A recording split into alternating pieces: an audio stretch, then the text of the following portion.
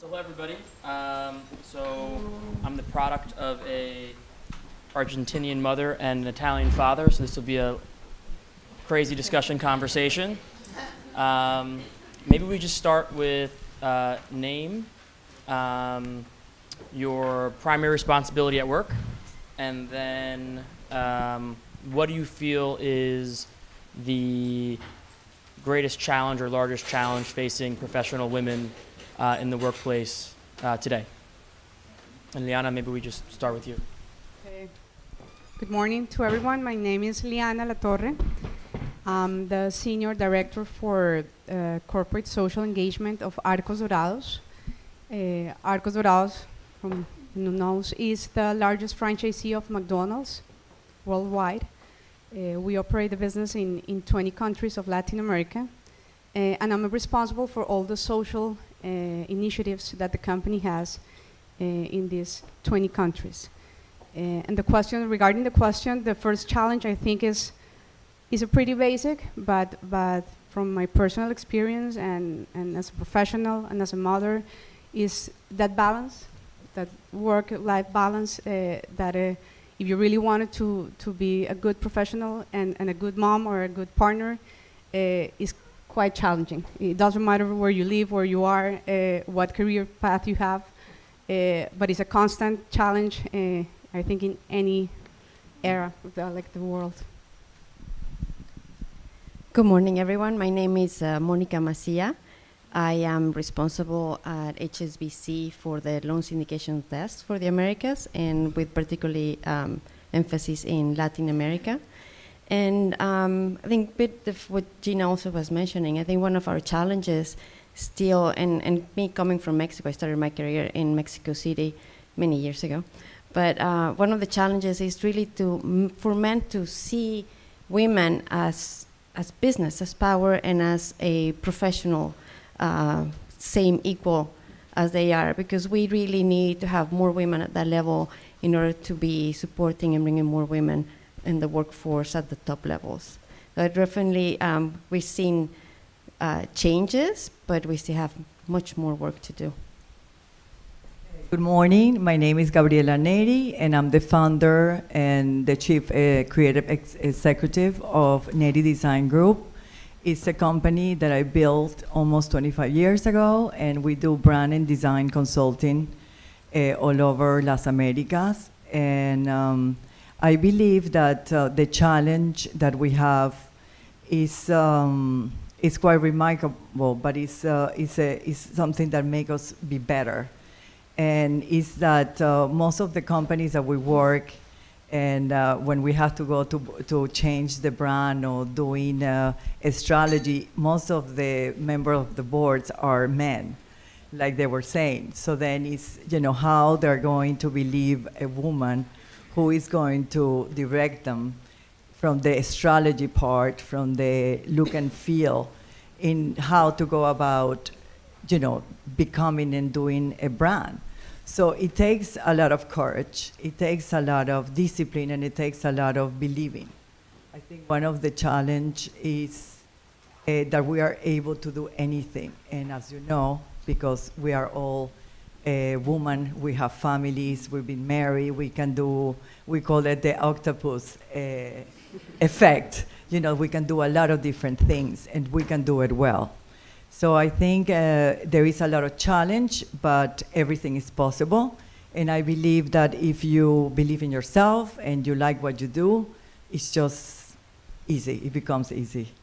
Yeah. So this topic is really around, personal branding and building your personal branding. And I feel like from our conversation earlier, before we were up here, there's building, there's marketing, and then there's sort of evolving. And when we think about building, maybe I can ask each of you, and starting with Gabriela, what is your superpower? I believe everybody has a superpower. And both what is it, and sort of how did you get to realize what that superpower was, and did that superpower sort of help you get you to where you are today? Well, What is my superpower? I definitely believe that I'm a superwoman. Because why? Because I have my own company. I build it from scratch. I have to be able to convince the people that I'm the person that is going to work really hard for it. I'm a wife, so I have to do a lot of different things. I'm a mother. So I think that definitely the superpower that have made a difference in my company throughout all these years, knowing already, my clients and everything, is the fact that I understand both worlds very well. I think the fact that I'm Latin American, that I'm Venezuelan, that I've been, I was exposed to a wonderful, family living in Venezuela and then coming to the United States, studying, living here more than 30 years. I still have an accent like, Sofia Vergara, in which my husband is American. And he's like, finally somebody after, 25 years can understand what I have to go through with all these things. But I think the power is to be able to understand both worlds, to be able to go into the Latin American world, into the American, and then create a universal language. And I think that with my work, it has made a big difference. That when we do things, we do in a universal language that speaks to everybody. Because nowadays, we have come to become, we are very essential to the world of business, how we coding, how we, do simplifying information that becomes visual and understand for everybody. So I think that the fact that, you understand both worlds and make something universal is kind of my power. And when did you realize that that would be a superpower for you, that you could sort of balance both worlds of Latin America and I guess, North America? Well, I think a little bit, so I can go back a little bit about, I come from a family of 7 children, and I'm the 6th. So I always believed that I was the little book. I don't know if you know this little book, if you have a boy, the injured that he could, Yes, so it's that kind of a book. I am the injured that he could. I was a dreamer. I always wanted to study abroad or to do something. So I believe that you could. So I come here to the United States. I went to school into a design that it was the Bauhaus. So imagine a Venezuelan who is like a bomb and, colorful, who studied in the Bauhaus. It's like, you wanted me to put in a box. I never was the box type. So I always wanted to make a difference. So understanding that world and then becoming a designer, being able to have the opportunity, like almost 35 years ago when I graduate, to come to New York and having a job, that was incredible. And having a job of a woman who wants to sponsor you, that was pretty much, something very uncommon. So it was a matter of doing your best, understanding the world that you are. I did a lot of work for different companies, like I was telling you. I worked for a design company, then I worked for Chilson Lehman. So I worked for a financial company and for investment bank and American Express. And I have to create design for business people. I mean, that takes, courage, as you know, and that takes a lot of discipline to be able to understand what they want. And then you are able to produce exactly what they can do and be proud of. So I think that's a big difference that I have been exposed to. And Monica, what would you say is your superpower, and how did you go about realizing it? Yes, I think my superpower is very simple, but it was adjustment and change. I'm someone that is not that I really like change, but I have done it many, many times, right?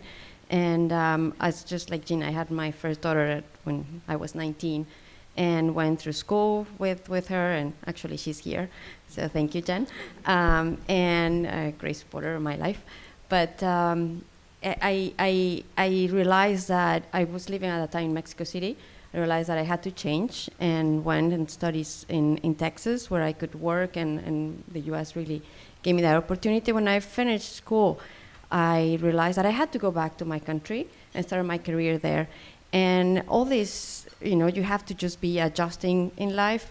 I started working at a financial institution in Mexico City, and very, very quick, I realized that I didn't have a future there. Unfortunately, I have to say that for my for my country, but it was very difficult for a woman to keep growing in there. So it was time to make a change and an adjustment again. And as you know, as you've heard before, and you just wiggle yourself there.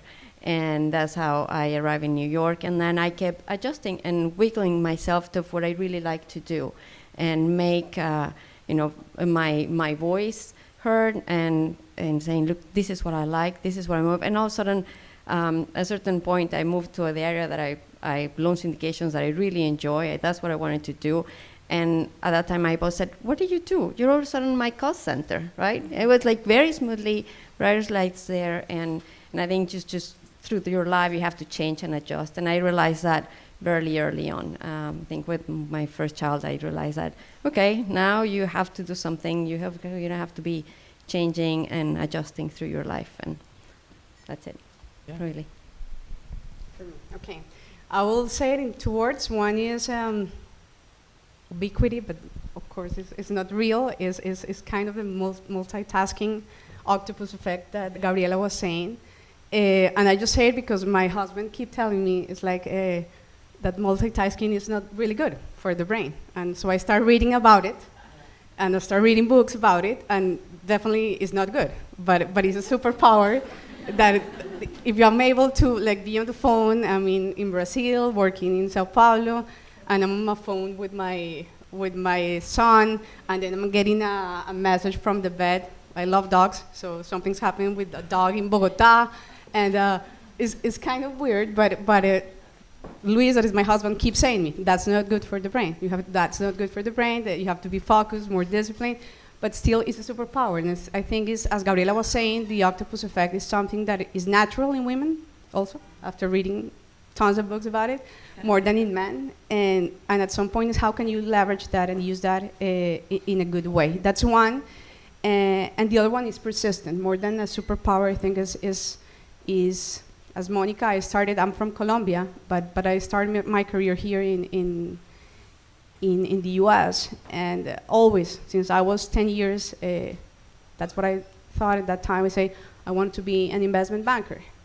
And at that time was not easy, like to adjust and saying a Colombian girl or young person to go to the US, started the career, but with persistence. I think always with persistence and being very, very genuine and natural in things. My dad used to tell me one word that I always use it every day in my work and in my family life, and is perfection is too late. So perfection is too late, but you keep and constantly and persistently doing what you wanted to do, definitely you can get it. So it's a superpower, those two, and I think it's more and is very much into women. Nothing wrong with the man that is here, but it's in us, and it's a good way to add value to our lives professionally and personally. I love it. So you mentioned the previous career as an investment banker, and now you're running and leading corporate social responsibility for Arcos Dorados. I'm wondering, that process and that discernment of the big switch, were there role models or mentors that you went to help you during that time to figure out what you wanted to do when you were leaving banking? Okay, that has been quite a journey, because I passed from totally for-profit world to a non-profit world, and after more than 10 years in investment banking here in the US and back in Colombia, there are two things that convert. One is to understand what you're very, very good at. There are some things that if you're convinced by yourself that you're very good in analytics, in marketing, and human resources, and to be convinced that you're really good at. And there's another thing that is what is your passion, and really what moves you parallel to that technical side that I call. So I started here in investment banking. That was what I wanted to do, and that was my persistence for more than 10 years. It's interesting because things will come around, and I started in Boston, and then after 2 years, I got a big promotion At that time, having like if you're not from the US, having your working visa and being able to work here was not as easy as these days. And by the same time, I know my partner in life, as Gina was saying, very young. And a month after I got this promotion, which of course had some commitments in terms of staying with the bank, staying in the US, and I passed. And I passed at that time. Because of this person that is now my husband that I know, I came back to Colombia. Of course, I came back to Colombia, and everyone was like, "Are you crazy? You're working there. You're very young. You're a woman. You're Latin. You're going to be responsible for more than 50 people. What happened? It's like you're going to be running the emerging markets at that time, oil and gas industry." When I say yes, I want to follow. I want to go back and try and risk something, and it worked out pretty well as of today. And it didn't stop my career. Of course, I never think what happened if I will stay in the bank or in the US. It didn't stop. I came back to the US. I came back to investment banking in a different unit that is more venture capital in Palo Alto, in California. So things will come back and come around if you really want them to happen. And for the people that is in the banking and financial services, quite a life. I can say now that it's a different life, 24-hour a day working, but very interesting. And I'm very, very close to the financial sector. That's what I learned, the person that I am professionally and the discipline that I have. And then we decided to come back to Colombia. And I opened my investment banking boutique. Went very well. It's still running in Colombia. I'm not part of that now, but it's a good business there.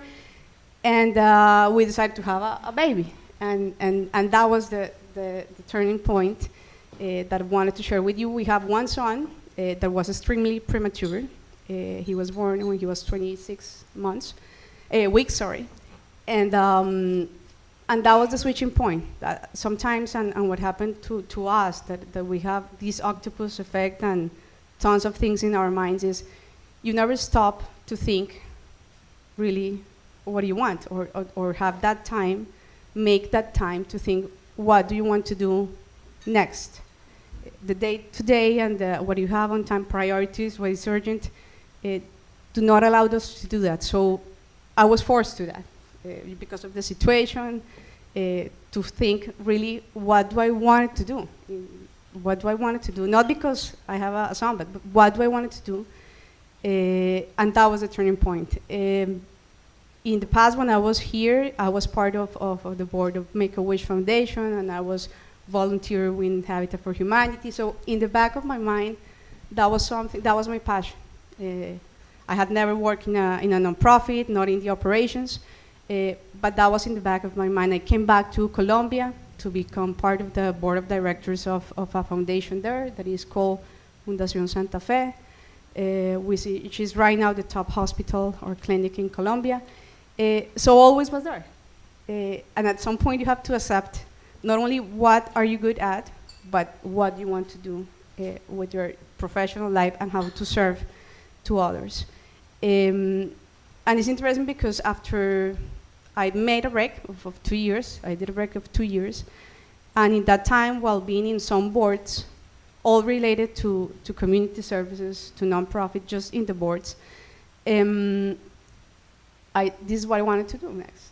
And that was the switching point. The people that I always, when I come here, all my friends are from banking and investment banking. They're not from the non-for-profit world. And they keep asking me, are you happy? I'm definitely happy. And say, this is a path. It's not that it's something wrong and something right. It's a path that I went through. And things come around. I was in a dinner and with a friend of mine, which now is my boss. This idea came up in the dinner, in a social dinner one night here in the US. And he told me, what are you doing? And I'm like, I'm just for now in some boards and being a mom. And he was like, no, because he knows me. You're not, yes, believe me, I'm taking some time thinking, reading, learning. Really, yes, why do you work with me? And say, in what? It's like, I don't know, like about the business or hamburgers or the retail business, I have no idea. And he's a very a great leader. And he said, why don't we start this social group within the company? And you help me out with that. And I say, definitely. That's like, it's something that we started from scratch, that the company didn't have, that the brand worldwide has some initiatives. But as Arcos Dorados, we started 5 years ago, focusing in mainly in youth employment, being the largest first employer in Latin America. But that came up in a social conversation. So that's when you follow your instincts. And I say all what I did in the financial sector, in my banking experience, in venture capital, I think is the base of where I am and the structure that I have. And now is the turning point, how can I use this for the benefit? And it's not charity or it's not philanthropy. How can we use it in a good way to serve others in countries like our countries, where there's a lot of needs. So just for the messages is something that you don't plan. You need a trigger, and that was the trigger. Someone, if I don't know if someone else has asking me, why don't you come and work with me? But that was my trigger. Someone to pull you and say, why don't we start that? The challenge and what I liked the most was something from zero. There wasn't the area, we call it different, social engagement didn't exist. It's a long path that we have to go, but definitely is when you can convert what you are good at, numbers and analytics, and when what you feel is your passion, and I think for now is where I'm going to stay in my career path. So there was that little bit of pull. So Monica, you were talking about the flexibility and the adaptability as being potentially a superpower. I'm wondering, as you were wiggling and figuring out, like, the path for yourself, were there is there a specific mentor or a sponsor who really helped you in part of that wiggling process to where you are now? Yes, thank you. Definitely. And sometimes you don't realize, but you are making, and within your network, you're really having strong relationships and sponsors. And I realized that when at a certain point I wanted to make a change in my career, and I made few calls, and the response that I received was amazing. I could see that I had several opportunities at different institutions with the network that I had made. So definitely you've been making, and you really have to nourish all those relationships, because that's how you actually expand your brand too. Through your network, to keep your network very strong. And from there you're gonna have, and with your sponsors, we didn't have, and right now for this, many of now, we have all these programs for the new generation about mentoring. And I think wherever you are, in whatever industry, you have all these mentorship programs, sponsorship programs. I encourage everyone to take advantage of them, because senior management really takes that seriously, and you realize in your career that they really support you.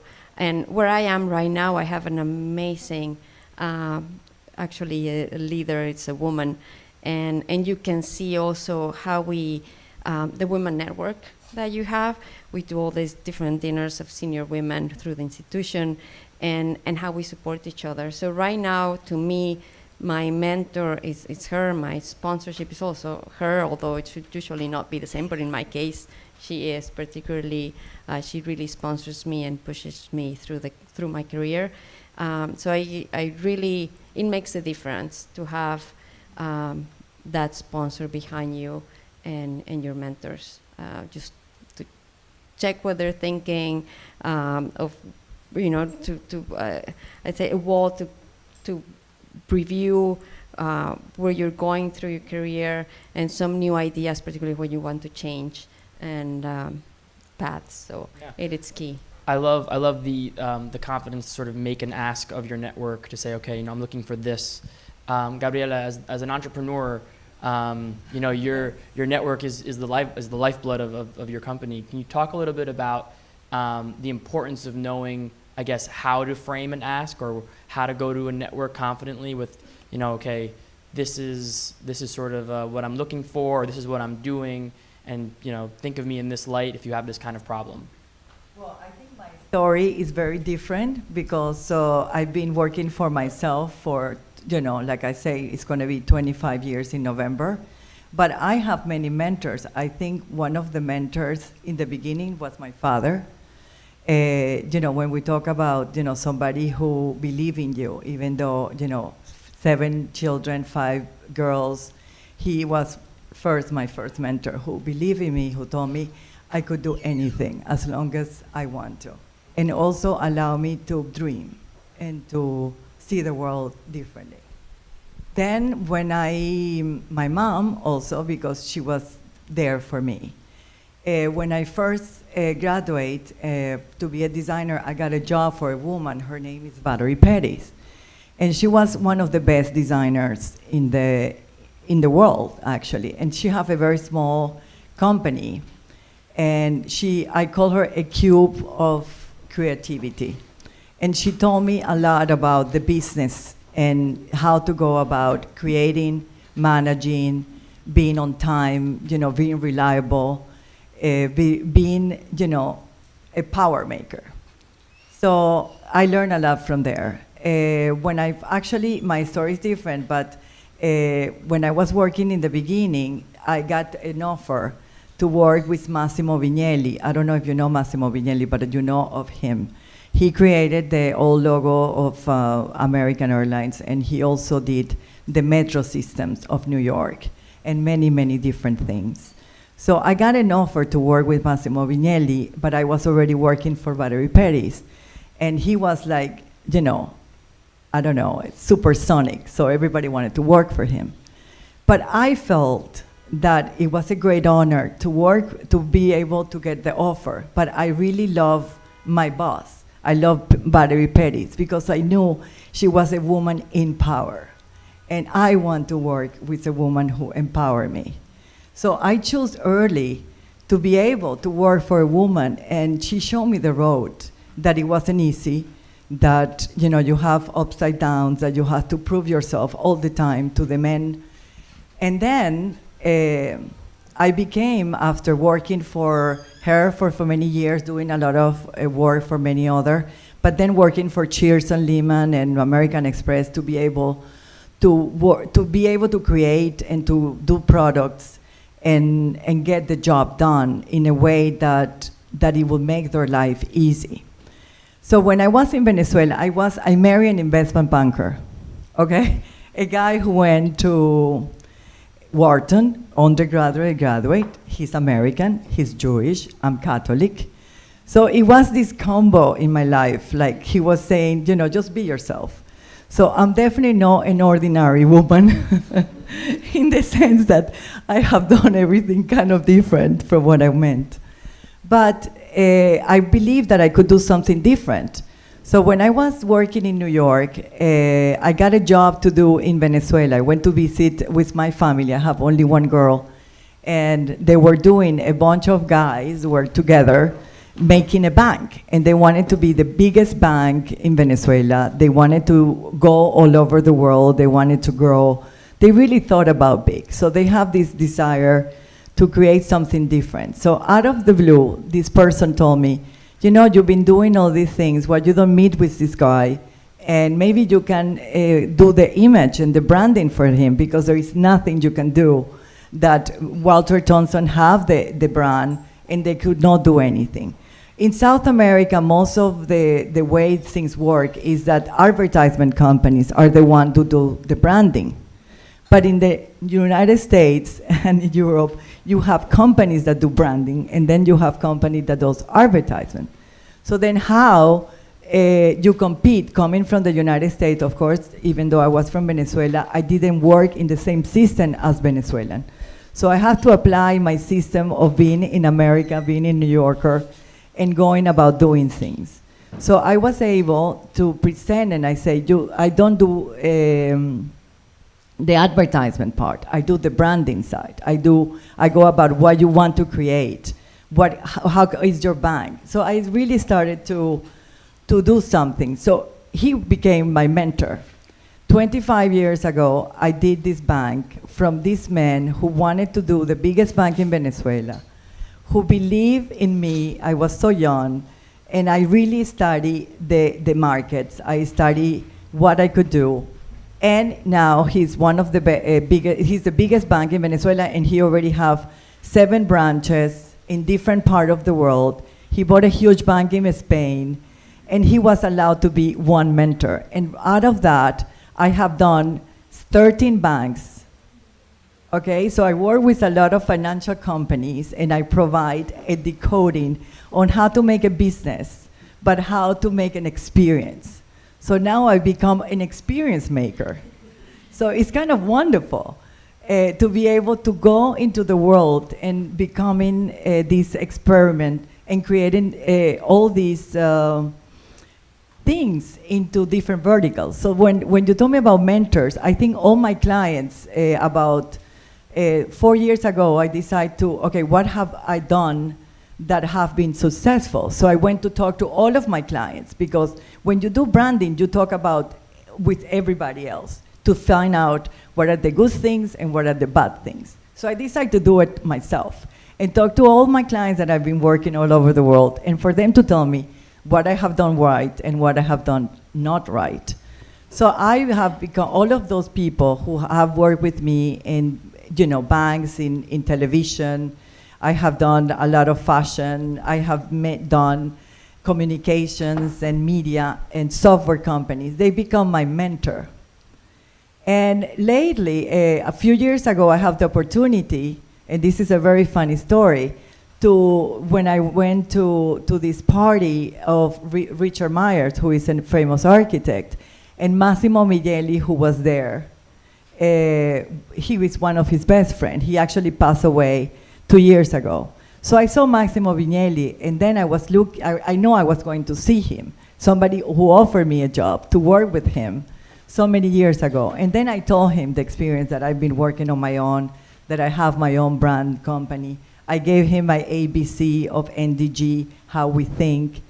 And I shared with him the fact that even though I was going to look today into his eyes, I would not regret the decision I made 35 years ago, because he became a mentor. He became somebody that I wanted to be when I grow up. Can I just add? Of course, of course. I was just thinking while I was hearing Gabriela, Monica, and myself, but it's funny because when you talk about superpowers and mentoring, I was thinking in our company, 90% of the people is below 30 years. So I'm way above the average, which is great because you're filled every day with young people and with their ideas.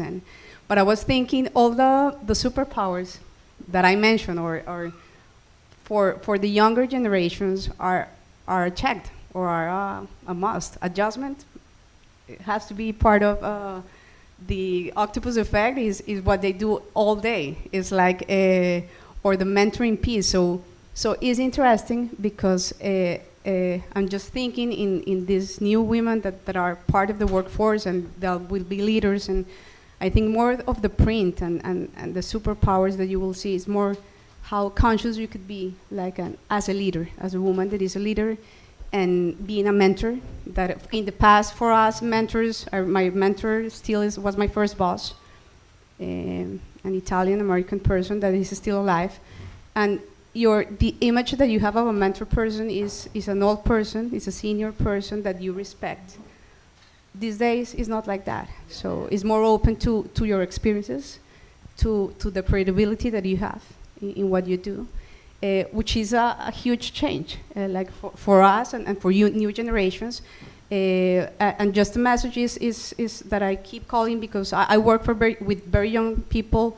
More of them are women, and women that are in different marketing, in HR, in the social area. But there are two things. One is really how can you be a leader in a leader, and there's a lot of more the society is waiting and is expecting from women in leadership roles, just because of what we are, of the different roles we have, But that's a chip that it doesn't matter if you're 20, 40, or 50, but it has to be in the DNA of what you want to mentor a person that is in the work sales force, or that wanted to be a leader in their businesses. So we have. I can add. I have a club in my company. We call WHIP. It's called Woman in Power. And because most of my employees are women. We have men, but there is a lot of women. It's so funny. Sometimes I say just bring men because we want, but I keep choosing women.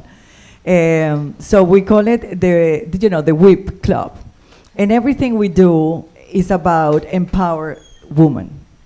When we look into mentors, we're always looking for women who inspire us. And they don't have to be, old. It's just, and there are many there all over. And it's so wonderful now to be able to be in this position and then having your daughter and then your friend from school say, I didn't know that my daughter knows about you and she wants to work for you. Would you be able to give an intern? And then having this new generation of somebody who is eager as much as you are or as much as you were, to be able to work and to do something and to, empower them is very joyful. It's kind of wonderful in a way.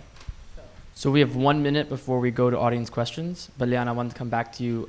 In 1 minute, it sounds like being a member of a board or a couple of boards was really impactful in your career and some of your decision making. Would you recommend to audience members that they think about how do you sort of get on a board, or think about when do you know it's the right time to potentially put yourself up for a board? Sure. Right now, actually, I'm part of 2 boards, just because I travel a lot, but I try, and I think I encourage women to do that. Each time and each day, they're looking for women at the boards, either because there's a quota for that in the corporate governance guidelines that the countries or the companies have, or just because the companies themselves wanted to have it. So totally encourage. I think there's a perspective that we have that I'm living right now. For example, I'm in the board of a agro-industrial business in Colombia that have operations in 6 countries of Latin America. And when they look for me, they say, I say, why? I don't know. I live in a country that the economy is from the agro-industrial business, definitely, but I haven't worked on that. I don't know the numbers, the operations, and they're not looking for that. The technical knowledge is something that the operations and the company itself can do it. They're looking for different perspectives, and as women, we have that different perspective. And when you do or add any comment in a board meeting, sometimes they say that can only you are the one could say that, or thinking in other perspectives that sometimes is not part of the business, but very important for the business. So totally encourage. I think is there's a perception in our countries still that, and was my perception, that if you wanted to become part of a board, you have to know about that business, and that's not true. Is boards are looking and companies are looking for more diversity, part of what Gina was mentioning, and more like the value added that you can give as an overview of a country, of a business, of an economy. So definitely encouraged to that. And young person, each time they're looking, actually right now we're kind of in that process, and we want a young person. In Latin America, the average, I am part of another board, which is the university. I graduate here, undergrad in the US, but I started my college in Colombia, and I'm now the chairman of that board. Is in education, is a private college, and the average of the board members was 70 years old. So can you imagine being the only woman for the first time in 40 years? And that's a challenge, but at the same time, you're teaching them. And right now, people is more open to that, like in both ways. So definitely encourage, and my first message will be, you don't have to be the expert in the business, per se. Thank you. So we'll transition to questions from the audience. Whoa, that was a quick hand. I'm ready. Hi, good morning. Here you go. Good morning. Hi, Danny Bedoni. Lived in Venezuela. I'm here in New York City. And I wanted to ask, therefore, the three panelists a question because I was raised here in the States, lived in Venezuela for 30 years, and I'm here. I do serve in a couple of boards, so I do agree with you that part. It opens huge amount of doors and respect. But the question is the Latino American way of how Latino women look at women who have been empowered and who have been successful. So it's the cultural part that I'm asking. How do you kind of, aspire to do a very good communication part? Because the Latino woman feels that you have to get married, have kids, stay home, and to be a professional and do both things, it's almost kind of criticized. So how do you kind of perceive yourself to kind of communicate that you can do all things and still be successful in both ambiances? Because I've seen in South American countries, it's harder. It changes a bit. So now being here, how do you perceive that? If I may, I will say that's one of the reasons that I moved from Mexico to the US. It was easier, right? I think definitely just to be, younger, and I was so young when I had Jan, and to grow and to get the business. I mean, immediately, even in the environment and at least in the banking industry, and you can add on your industry, but it was really difficult, even just to give the promotion, right? Oh, she's gonna have more children. She's gonna have to take care of her girl.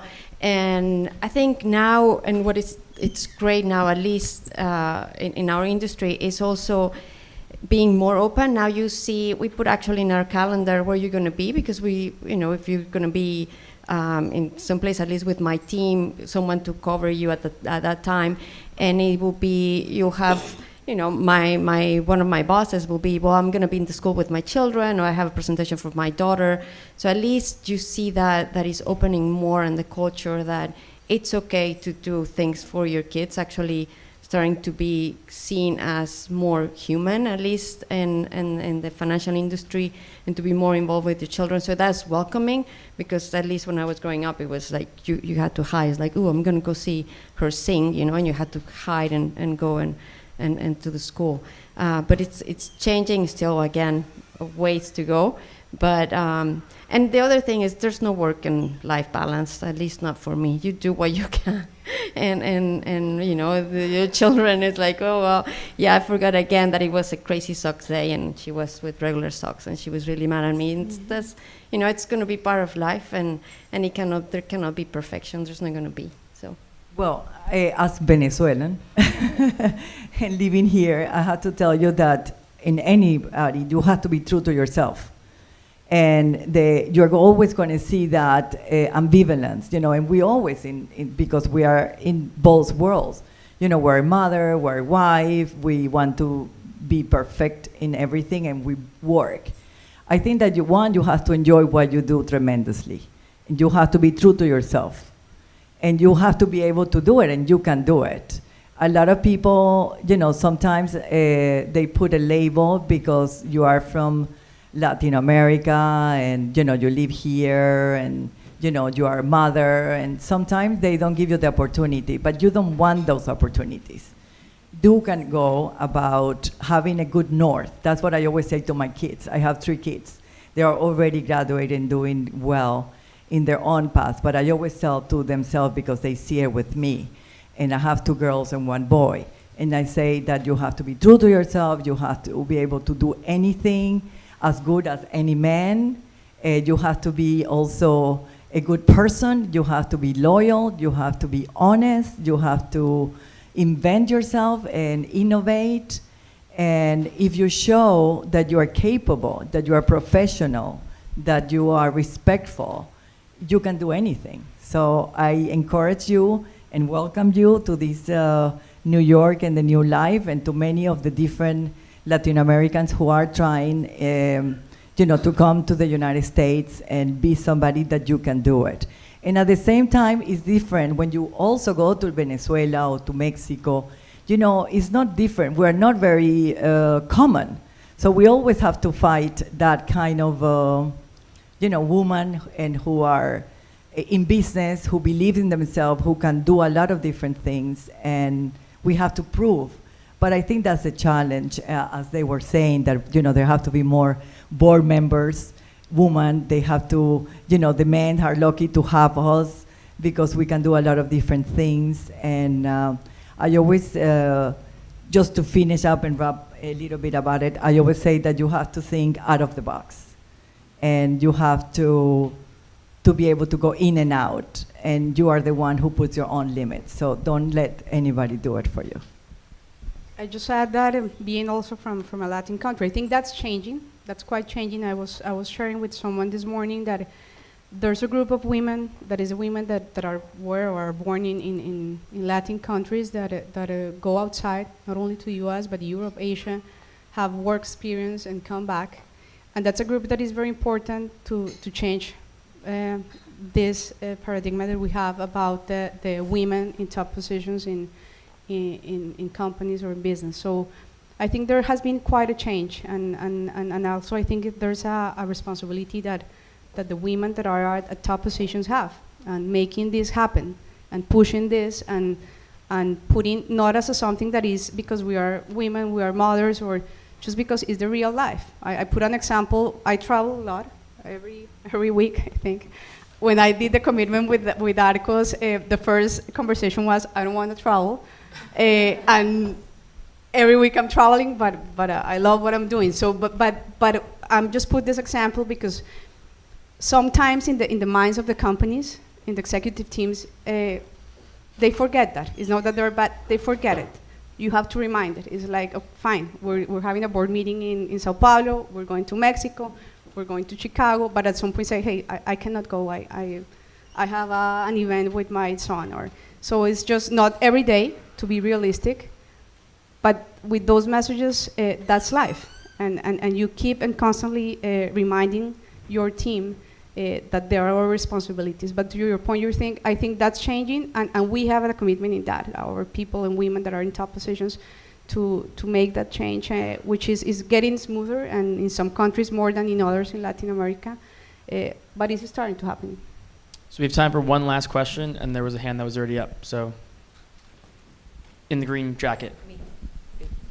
Hi, my name is Francisca. I'm from Chile, and I've always struggled in my work to deal with a context that is full of men. And I don't know if this is a particularity of South America, but women who are in leadership, you tend to be like more of a masculine leadership because that is seen as like a good leader. So my question is, how do you struggle with that prejudice, and what would be like, I don't know, your techniques, or how do you see that we can make a change so that women can actually be like feminine leaders and not just follow what is seen to be a good leader? I don't know if that is clear. Yeah. I mean, I have to admit, I still struggle because I go to meetings and it's going to be all men and me. Many of them, that's the case. And I just realized that I have to speak louder, but I'm not going to be, I'm who I am, and that's not going to change. But really, sometimes you just have to speak slower and louder. And sometimes I do that, and I realize that they didn't understand, and because someone else repeated exactly what I just said, and they did get it. And it's like, am I speaking Chinese? So yes, you just have to keep going, and I think it's still a challenge, and you just have to be present and really, I think we're better listeners. They say that women interrupt and whatever. It's not the case. You see in a meeting and the woman will be thinking, and then we are clearer. That's what I think, right? But it's still a challenge, and we're not going to change. And I think you see it little by little changing to our side. We just need more women in those roles. And that's what we're working on, and it's coming for the new generation. We'll see more and more, and it's going to start changing, and men are starting to adjust and being more careful when we're speaking and listening. Now it's their turn to listen, but it's still, at least on my industry, it's still work in progress. I can tell you that I have been into many of the boards because we have to present branding to the decision maker. Usually are the presidents, and there are a lot of men, and sometimes they are very old and from all ages. Sometimes I have to present it to 23 men, and I was the only woman, and they were from 73 to probably 50. And it's not very, it can create, it can make you feel a little bit intimidated. But I think the most important thing, and when we talk about personal branding, is that each one of you have to know, one, what is your ingredient? What is the chili pepper that makes you who you are? Because everybody, we're friendly, we're nice, we're kind, but everybody have an ingredient that is you. And that I call the chili pepper. So you have to be comfortable with your chili pepper. You have to be comfortable with who you are. And you cannot let any man intimidate you. I think it's beautiful when you are into a board and you are a woman who knows yourself, who wears the cologne that you like, who dress the way you want to dress. And it's just, they like that. They don't want to have a woman man in their board unless that woman wants to be a man.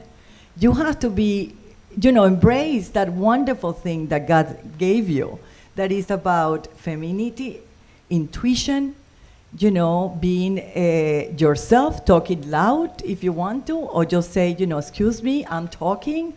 So, a way that they can respect you. And I think that it's important that we women are more women into the men's or any word. So that way you can get empowered, and also you can empower or empower others. And men love you, so you don't have to worry. Even if they don't. Last words. Just, I understand your struggle, and I think for us, in my experience, I started my career here. And for us in Latin America, our communication skills are much more elaborated and not to the point, and not that it's bad or wrong, but it's a different way to communicate, in writing and speaking. So for me, it was a challenge when I came back, and I think you have to adjust at some point. It's not one or the other way, not being like extremely feminist in what you're doing, but you have to combine if you really want to in the region to live with that and to be respectful. There's one thing that is still tough in our region, and now that I have plenty of women, young women working with me, there's one thing that for the young ones, a lot of you are very young, is that's the only thing you cannot change, your age. It's like, because it's one of the questions that, oh, she's very young. But you can make the others respect yourself by other things, because you're more professional, more disciplined, more, and I keep saying that to them. That's because there's an excuse sometimes in Latin America. She's very young, or she's 25, she's 30. You cannot change that. That's what you are, and you are 25 years old or 27 years old. But you can strong and be respectful by others, by your career, by your knowledge, and that's what I keep telling them. Is like, there's another ways of being as strong, as professional, and the only thing you cannot change is your age. Bueno, Lyana, Monica, Gabriela, thank you very much. Thank you very much.